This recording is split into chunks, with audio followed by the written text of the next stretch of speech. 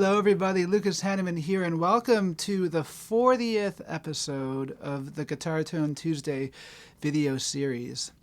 Thank you so much to all of you who have been tuning in for this long, and I thought on this week's episode I would feature one of my guitars that I have not talked about at all on this video series yet. In fact, a lot of people have been asking me if I still have this beautiful instrument, and yes, I absolutely do, and I will have it for its entire life, for my entire life. It's a very, very special guitar.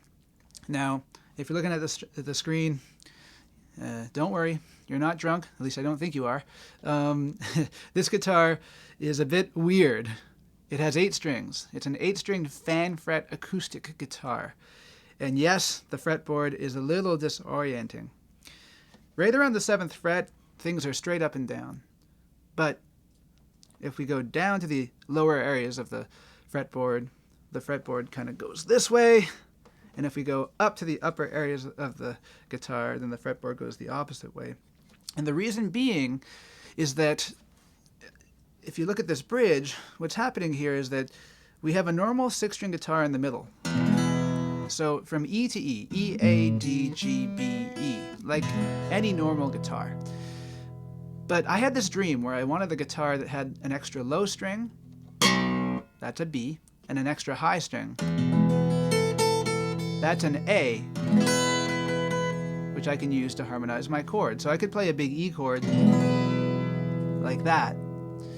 I could play a big C chord like this. I could play an A minor chord like that.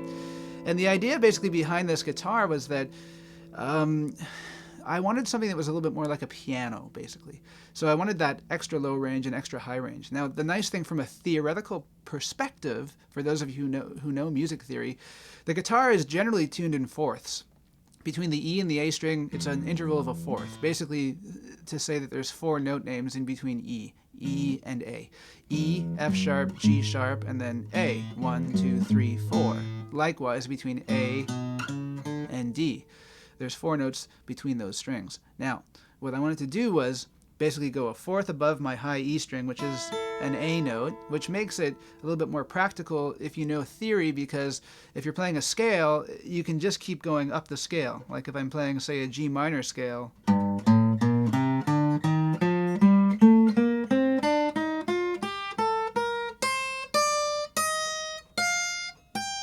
it allows you to go higher.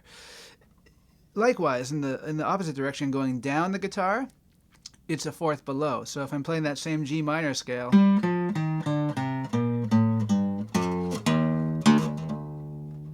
it's a fourth below. So with the fact that I studied music in university, I've got a decent knowledge of theory. I mean, I'm always working on that being better. But the idea is basically, I had this dream about this guitar, and I kind of thought, before I got this guitar, I was kind of dreaming up how I could play chords. So I've kind of worked out some voicings for this instrument, you know, that work really, really well. And definitely the idea of extending on a chord voicing, you know,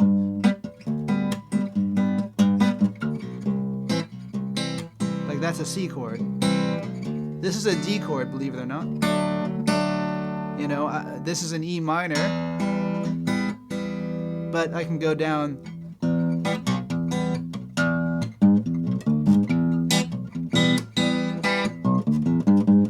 or up.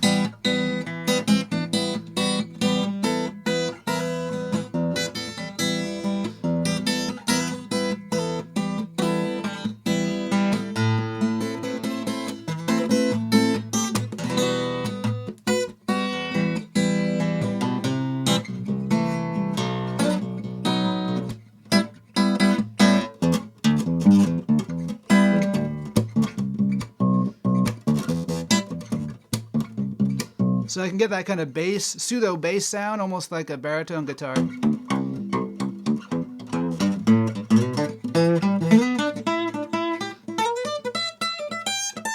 Or the high range, almost like a mandolin or something like that. And I really, really love this guitar. It's very special. Let's go over some of the other specs on this instrument.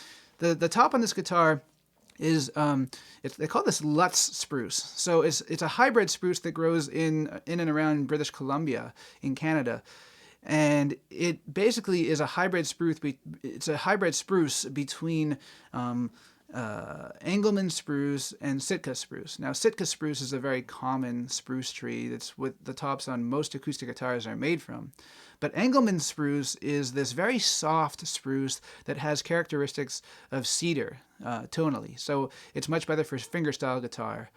But the nice thing about this Lutz spruce is that it's strong like Sitka spruce, which I really needed for this guitar because this bridge is very hefty and there's a lot of weight on the top of the guitar. So far, knock on wood, I've had this guitar for about 6 years and I've been very lucky that the top has really held up very, very well. So that's the top. It's a small jumbo body shape, so it's a little bit curvier than a dreadnought, but the lower bout here is the size of a dreadnought. It's just a little bit more curved in general, so a really, really nice body shape. The back and sides of this guitar are rosewood, East Indian rosewood, so the nice old faithful. The neck is mahogany. The binding here, I believe, is Bubinga, which is a nice wood, really, really nice.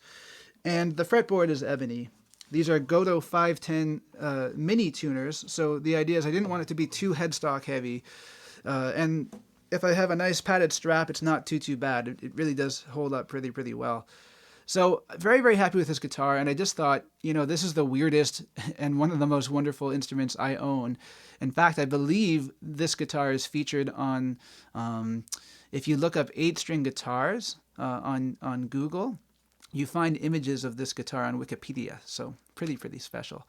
So thank you so much, Pat. I know, long overdue. I wanted to feature this guitar on the show a while back, but I thought, you know what, this is episode 40. This is a good time to do this. So I'll play you guys out a bit, but thank you guys and girls for watching. Please do subscribe, like, share, and hit that bell icon.